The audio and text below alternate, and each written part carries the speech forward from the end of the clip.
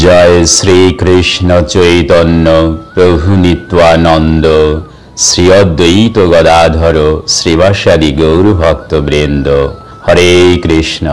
সুধী বৈষ্ণব ভক্তবৃন্দ, আপনাদের সবাইকে কৃষ্ণ কৃপাশ্রী সুরেশ চ্যানেলটিতে সুস্বাগত। দোল পূর্ণিমা 2024 চলে এসেছে। বাংলা ফাল্গুন মাসের শুক্লপক্ষের পূর্ণিমা তিথিতে পালনীয় উৎসবকেই দোল পূর্ণিমা উৎসব বা গৌর পূর্ণিমা তথা হোলি উৎসব বলে। এবছরের দোল উৎসব কবে হবে? 24 মার্চ 2024 রবিবার না 25 মার্চ 2024 সোমবার? এই দোল পূর্ণিমার সূচনা কোথা থেকে হলো? এই দোল পূর্ণিমা কেন বিখ্যাত? এই দোল পূর্ণিমায় আমাদের বাঙালির কি করা কর্তব্য? এই দিনে আপনারা কিভাবে উপবাস থাকবেন, কতক্ষণ উপবাস থাকবেন এবং পারণ কোন দিন করবেন, কোন সময়ে করবেন, এই দোল পূর্ণিমা কেন এত গুরুত্বপূর্ণ, এই সকল বিষয়ই এই ভিডিওটির মাধ্যমে আমি আপনাদের সামনে তুলে ধরছি।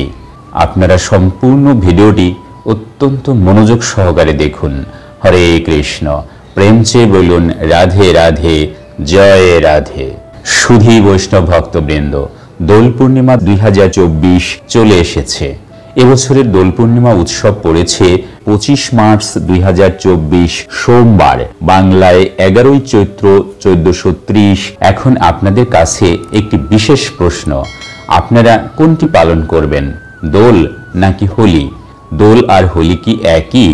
এ প্রসঙ্গে বলতেই হচ্ছে, দোল আর হোলি একই হলেও একটু ভাষাগত এবং এর অঞ্চলগত ভিন্নতা রয়েছে। আমাদের বাঙালির কাছে যেটি দোল, বহির্বঙ্গের হিন্দি ভাষাভাষীদের কাছে সেটিই হোলি। হিন্দি ভাষায় দোলকেই হোলি বলে, আর আমরা যারা বাঙালি, পশ্চিমবঙ্গ, বাংলাদেশ, আসাম, ত্রিপুরা ইত্যাদি স্থানের লোকেরা হোলিকেই দোল উৎসব হিসাবে পালন করে থাকি। আপনাদের সামনে কোনোদিন কি প্রশ্ন জেগেছে পূর্ণিমার দিনেই কেন দোল উৎসব হয়? তাই আমি আপনাদের তথ্যটি দিয়ে দিচ্ছি। আসলে এই ফাল্গুনী দোল পূর্ণিমার দিনেই মহাপ্রভু শ্রীচৈতন্য জন্মগ্রহণ করেন। প্রশ্ন হলো, মহাপ্রভু কে? মহাপ্রভু হলেন শ্রীকৃষ্ণ এবং রাধা রানীর মিলিত দেহ, আমাদের বাঙালির গর্ব। মহাপ্রভু শ্রীচৈতন্য পশ্চিমবঙ্গের নদিয়া জেলার নবদ্বীপ ধামে জন্মগ্রহণ করেন। আর এই দিনটি ছিল ফাল্গুনী পূর্ণিমার তিথি, ছিল চন্দ্রগ্রহণ। আর এই চন্দ্রগ্রহণের সময়েই নদিয়ার চাঁদ নিমাই তথা মহাপ্রভু চৈতন্য সচিমাতার গর্ভ থেকে 1486 খ্রিস্টাব্দের 18 ফেব্রুয়ারি এই ধরাধামে ভূমিষ্ঠ হন এই দোল পূর্ণিমার দিনে। কিন্তু কখন? ঠিক সন্ধে 5:45 দিকে। তিনি যখন জন্মগ্রহণ করেন ঠিক তার কিছুক্ষণ আগেই চন্দ্রগ্রহণ শুরু হয়ে যায়। ভক্তরা খোল করতাল নিয়ে হরিনাম সংকীর্তন শুরু করে দেন। মহাপ্রভু শ্রীকৃষ্ণ চৈতন্য এই ফাল্গুনী দোল পূর্ণিমার দিন জন্মগ্রহণ করেছিলেন। সুতরাং আমরা বাঙালি হিসেবে অবশ্যই গর্বিত, কেননা মহাপ্রভু শ্রীচৈতন্য আমাদের বাংলায় নদিয়ার নবদ্বীপে জন্মগ্রহণ করেছিলেন, আর আমরা তার ধামে জন্মগ্রহণ করেছি। এটা সত্যি গর্বের বিষয়। তো সুধী বৈষ্ণব ভক্তবৃন্দ, আপনারা এই দোল পূর্ণিমা কিভাবে পালন করবেন, আর তার কারণই বা কি? শুধুই আবির বা রং খেলেই দিন পার করবেন, তাতেই কি দোল হয়ে গেল? না, মোটেই না। দোল উৎসবের মানে মোটেই এটি নয়। দোল উৎসবের মানেই হলো সেই দিন, অর্থাৎ যেদিন দোল উৎসব, অর্থাৎ আসছে 25 মার্চ 2024 সোমবার, এই দিন খুব ভোরে ঘুম থেকে উঠে আবির কিনে নিয়ে এসে সেই আবির ভগবানের মস্তকে লাগাতে হবে এবং ভগবানের চরণে দিতে হবে। তারপরে সেই আবির আপনি যে কোনো মানুষকে, গুরুজনকে, আত্মীয় পরিজনকে দিতে পারবেন। কিন্তু অবশ্যই মনে রাখবেন, সেই আবির কোনোভাবেই তাদের পায়ে লাগানো যাবে না, কারণ আপনি ভগবানকে অর্পিত আবির মানুষের চরণে দিতে পারেন না। তাই আবির দেওয়ার সময় খেয়াল রাখতে হবে সেটি যেন কারো পায়ে না লাগে। আপনি তাদের মস্তকে, ললাটে, শরীরের অন্যান্য যে কোনো অঙ্গে লাগাতে পারবেন, শুধুমাত্র পায়ে ছাড়া। এরপরে আপনারা কি করবেন? আমাদের মহাপ্রভু শ্রীচৈতন্য দেবের এবছর 539তম জন্মজয়ন্তী হচ্ছে, আসছে 25শে মার্চ, অর্থাৎ আজ থেকে 539 বছর আগে মহাপ্রভু শ্রীচৈতন্য এই দোল পূর্ণিমার দিনেই জন্মগ্রহণ করেছিলেন। যেহেতু মহাপ্রভুর জন্মদিন, তাই সকলেরই উচিত মহাপ্রভুর জন্মদিনকে সাড়ম্বরে পালন করা, অত্যন্ত আনন্দ সহকারে। এখন প্রশ্ন হলো, উপবাস কতক্ষণ পালন করবেন আপনারা? উপবাস থাকবেন ঠিক সন্ধে 6টা পর্যন্ত, কারণ মহাপ্রভু পৌনে 6টার আগেই জন্মগ্রহণ করেছিলেন, তাই ঠিক সন্ধে 6টা পর্যন্ত উপবাস থাকবেন। যদি কেউ কেউ পারেন তাহলে শ্রীকৃষ্ণ চৈতন্য মহাপ্রভুর অভিষেক করাবেন। অভিষেক করানোর জন্য ঘি, দধি, মধু, কর্পূর, গঙ্গাজল ইত্যাদি দিয়ে অভিষেক করাবেন।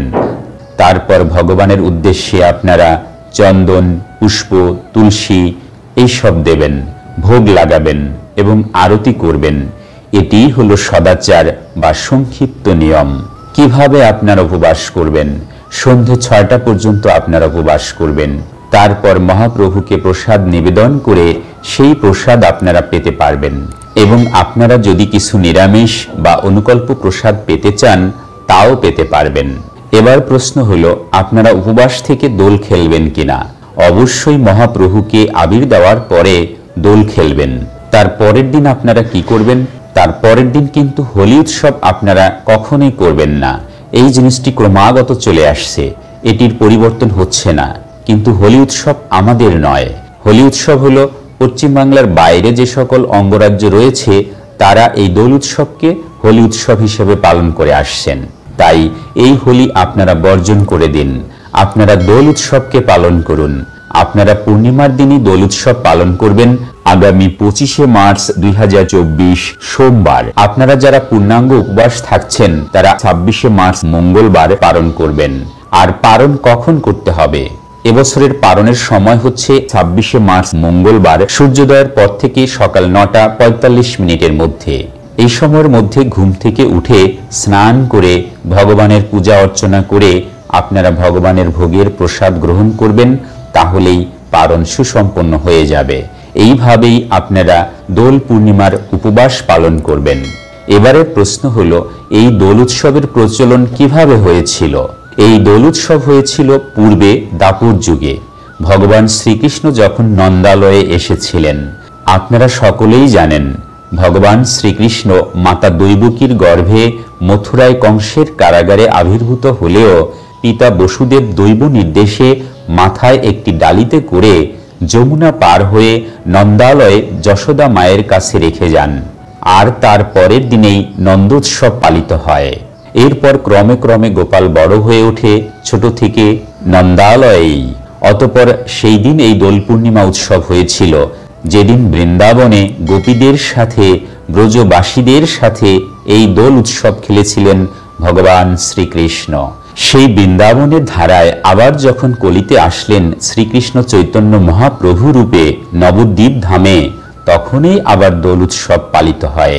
আমাদের বাঙালির গর্ব, মহাপ্রভু শ্রীচৈতন্য দেবের জন্ম লগ্নে পালিত হয় দোল উৎসব। আপনারা সাড়ম্বরে পালন করবেন মহাপ্রভু শ্রীচৈতন্য দেবের জন্মতিথি দোল উৎসব। অহেতুক কোনো বিবাদে জড়াবেন না, এটাকে কোনো তামসিক ব্যাপারেও নিয়ে যাবেন না। দোল পূর্ণিমা খুবই আনন্দের উৎসব। সকলেই যতটুকু পারবেন আবির লাগাবেন, সকলেই মিষ্টি মুখ করবেন। যারা যারা উপবাস করতে ইচ্ছুক তারা উপবাস থাকবেন।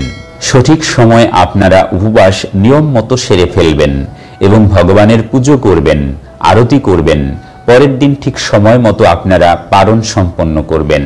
তাহলে আপনারা এই দোল পূর্ণিমা কিভাবে করতে হয় তা জানতে পারলেন। এভাবেই আপনারা নিজ বাড়িতে পালন করতে পারবেন দোল পূর্ণিমা।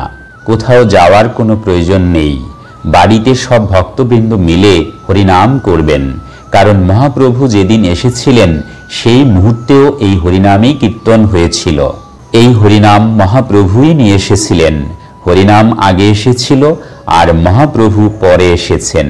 তাই সকলের কর্তব্য বাঙালি হয়ে পঞ্চতত্ত্বকে পুজো করা। এই দোল পূর্ণিমা হল মহাপ্রভুর জন্মোৎসব। যেমন শ্রীকৃষ্ণের জন্মাষ্টমী পালিত হয়, রামনবমী পালিত হয়, রাধাষ্টমী পালিত হয়, শিব চতুর্দশী পালিত হয়, ঠিক তেমনি আমাদের বাঙালির একটি বড় উৎসব হলো দোল পূর্ণিমা, দোল উৎসব, মহাপ্রভুর জন্ম উৎসব, সেটিও পালিত হয়। আপনারা হয়তো দেখেছেন ইসকনের বিভিন্ন স্থানে সাড়ম্বরে এই দোল পূর্ণিমা পালিত হয়। আমরা অনেকেই ভাবি উপবাস করে কি হোলি খেলা যাবে, উপবাস করেছি বলে কি দোল খেলা যাবে? হ্যাঁ, উপবাস করেও দোল খেলা যাবে। ভগবানকে সাথে নিয়েই দোল খেলতে হয়। সকলে মিলে পাড়াতে যে নগর কীর্তন বের হয় সেখানে আপনারা যোগদান করবেন এবং আপনারা যদি পারেন সেই আবির নিয়ে সকলেরই সঙ্গে মাখাবেন। এইভাবে আপনারা দোল পূর্ণিমার দিন আনন্দ করতে পারেন। পৃথিবীর বিভিন্ন স্থানে এই দোল উৎসব পালিত হয়ে থাকে। আমাদের বৃন্দাবনে অত্যন্ত প্রসিদ্ধ নবদ্বীপ ধামেও হয় এবং বাংলাদেশেও এই দোল পূর্ণিমা উদযাপিত হয়। তাই ভক্তবৃন্দ, কিভাবে আপনারা দোল উৎসব পালন করবেন, উপবাস কতক্ষণ করবেন, পারণ কখন করবেন, এই দোল উৎসব কোথা থেকে আসলো, এই সমস্ত কিছুই এই ভিডিওটির মাধ্যমে আপনাদের কাছে তুলে ধরলাম। যদি ভিডিওটি ভালো লাগে তাহলে লাইক, শেয়ার এবং কমেন্ট করে দিবেন এবং আমাদের কৃষ্ণ কৃপাশ্রী সুরেশ চ্যানেলটি সাবস্ক্রাইব করে রাখবেন, যাতে নতুন নতুন ভিডিওগুলি আপনাদের কাছে পৌঁছে যায়। আজকের মতো এখানেই সমাপ্ত করছি। হরে কৃষ্ণ, হরি বল, জয় রাধে রাধে।